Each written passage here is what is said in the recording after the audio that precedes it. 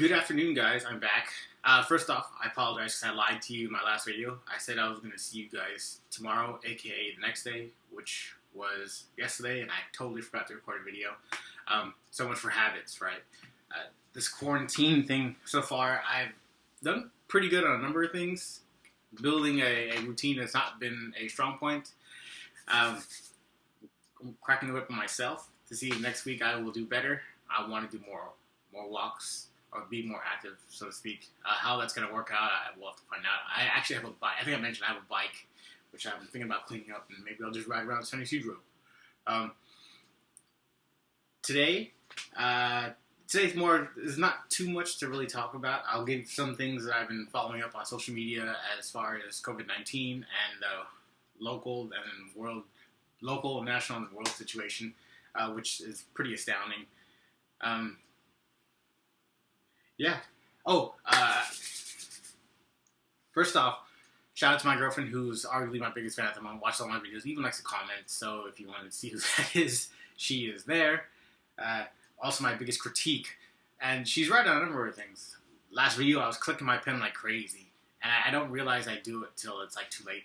Kind of like how I don't realize I'm talking too fast until I consciously think about it, and then I need to stop. Some other things that in my past videos I need to kind of reconcile.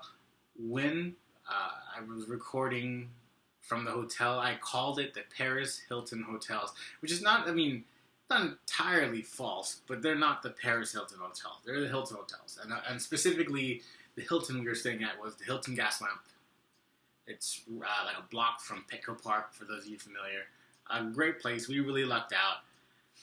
Since it's this whole quarantine, but I got no race, and my girlfriend didn't want to cancel the reservation, which in hindsight was a fun plan, fun date, fun night, fun quarantine, if you will. 12 floors. We were on the top floor. We had the corner room. We had double windows. We were on the corner. We had two windows to each side, so we could arguably see half the city from our room, which is really nice. And I think to some extent that when we first got there was no one else on the floor. It was actually really, really creepy that we'd go up and there's no one else there. And not until we left did room service come along, and then we finally heard some people in other rooms. Anyways, that's that. So as far as new things, San Diego hasn't really come up with anything. I have these texts that I get alerts from San Diego County as far as COVID-19 updates. I heard that there are 2 cases of infants with coronavirus, which is shocking at first, but then you kind of learn that loosely, don't call it official, but from what I've seen, from what I've read, what I've heard, it doesn't really affect kids too bad. Of course, the immunodeficiency, respiratory weaknesses aside, kids are relatively safe. I'm not saying they're 100% safe, but they're not exactly 50, 60, 70-year-old adults. So, best of luck to them. Prayers, if you will. I'm not a religious person, by the way.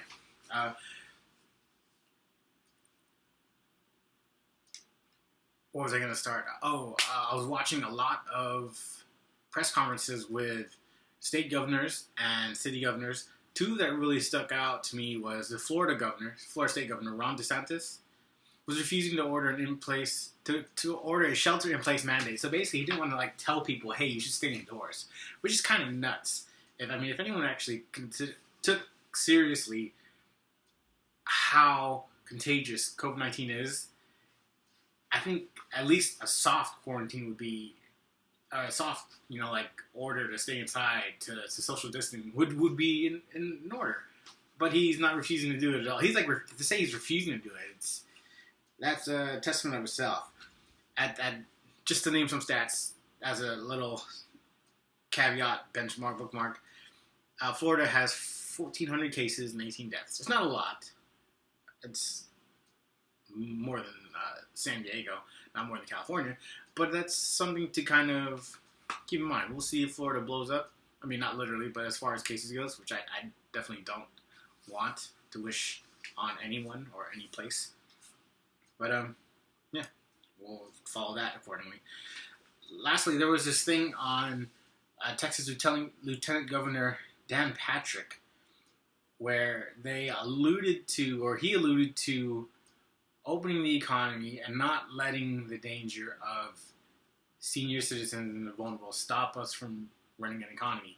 Now, there's some politics involved in this, but to me, that's just like that premise alone. Like, we should open up, and he's alluding to the idea that maybe these people should kind of sacrifice themselves, put themselves out there for the sake of the economy. That's nuts. In somewhat fairness, I didn't see anything that alluded to that per se. That obviously that there's some headlines kind of made some clickbait kind of attention, and I looked into it. But I couldn't find anything that I would say as far as like reading goes and citing, where it'd say, "Oh yeah, like old people should die so we can save the economy." He didn't. There's nothing like that. But if there's a brief reference to that, I didn't find it. State-wise, so did I talk about Andrew Cuomo? Yeah, he did. But maybe I'll mention it real briefly, just in case I forgot to mention in my last video. Andrew Cuomo made a very fiery speech as far as getting ventilators from the federal government. That's peculiar because now that accusation that, hey, I need more ventilators for all the cases of COVID-19 that I have, and I need it now, but the federal government, aka the Trump administration, is not giving it to him for some reason. That, to me, that's peculiar. I don't want to get into politics too much, but I love fiery speeches. Personally, I'm a polemic. That's more or less how I was trained when I did my political philosophy. There's no point, small tangent, there's no point in learning something and then not learning to argue for it. Like learning something and then not putting yourself in that shoes and arguing for it, like you didn't really learn it. Anyways, that's that. So, Cuomo's okay. So here's a brief breakdown of, say, the top 5 states cases and then deaths, because there's a difference between there is a correlation between the number of cases and number of deaths. Although, yeah, just because there's more cases doesn't mean there's more deaths. So cases-wise, New York is the top, 32,000 cases of coronavirus. Next would be New Jersey. It kind of makes sense, close proximity. 4,400. California, 3,200. Washington, the first epicenter, so to speak, for homeland United States, only 2,500. Florida at about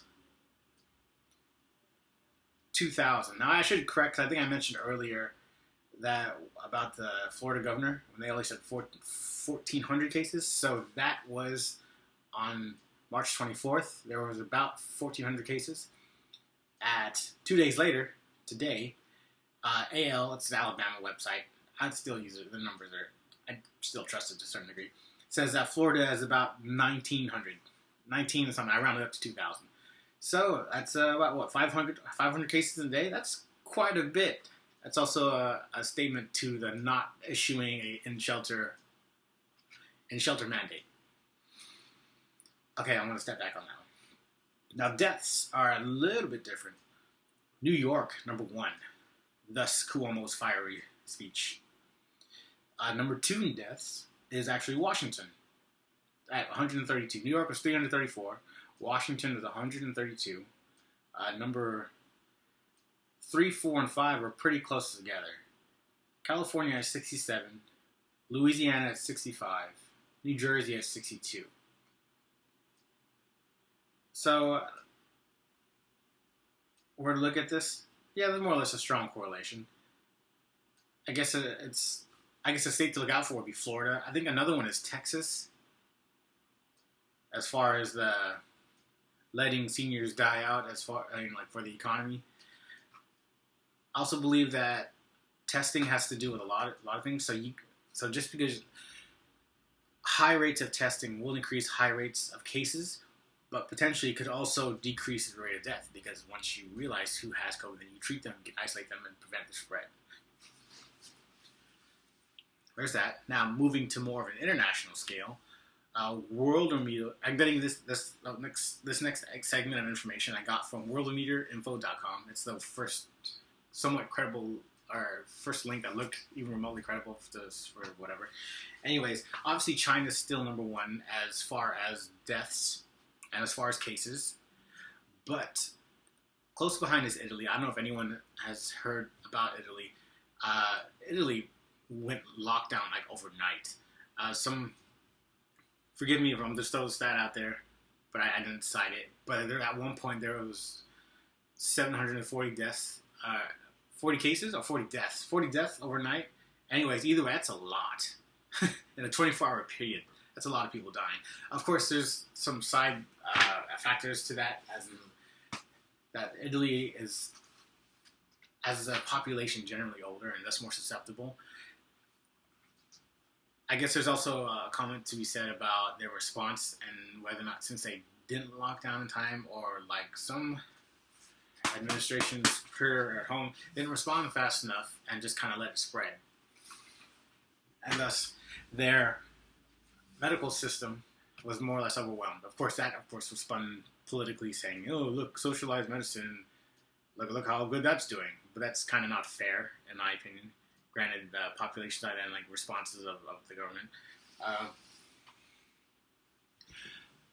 Number 3, I want to say U.S. is number 3 on this website, but I think I remember hearing that they're quickly to get number 2, and trajectory-wise, as in total cases versus new cases, that U.S. is projected to be number 1 fairly quickly.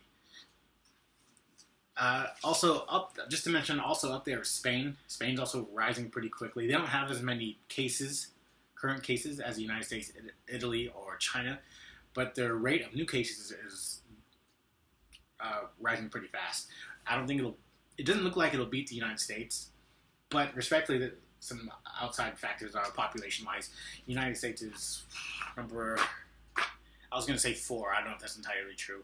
China, India, Brazil, Russia, maybe? No, Russia's not. United States population is 330 million people. Oh yeah, Russia's not up there. But I'd say number 4 or 5, potentially 6, although I can't think of 5 countries above us. So in that sense, the United States as a country is quickly going to hit number 1, especially since people are not confident about the stats from China. Again, speculation on their government media, versus over here where it's a little more under scrutiny and a little more pegged to find the truth, so to speak. But yeah, that's where it's at. There was also a pretty alarming video that I saw of a surgeon who made his own YouTube video that he predicted the apex of coronavirus in the United States wouldn't be till May. Now, granted, it's the last week of March. That means granted the quarantine was to keep going. It means we'd stay in quarantine until May. I don't know if that'll happen. Trump administration is already talking about putting people to work as far as the first week of April or Easter. When's Easter? First week of April? I don't know. Either way, most people are on week 2. For me, this is week 1. I imagine another week of this. After that, yeah, financially, I'd be in a bit of trouble. or maybe not. Because my dad's very nice. Thank you. Aside from that, what do I got? Oh, I got an email back finally from UMD, Universal Media. Anyways, it's the company that makes music, that Weekend produces music for. I finally got an email back from them about, what is today, Thursday? 4 days later, I finally get to access my digital album of the Weekend's new music. I'm excited for that. Probably doing that right after this. Oh, by the way, it's my brother's room who no longer lives with us. That right here. That's his montage of him and my sister-in-law, Hong. Shout out to Sean and Hong. I don't know if you guys watch this. If you do, thanks for letting me use your room. I play a lot of video games in here sometimes. Yeah, that's all I got. And 15 minutes, not bad. See you guys tomorrow. hopefully.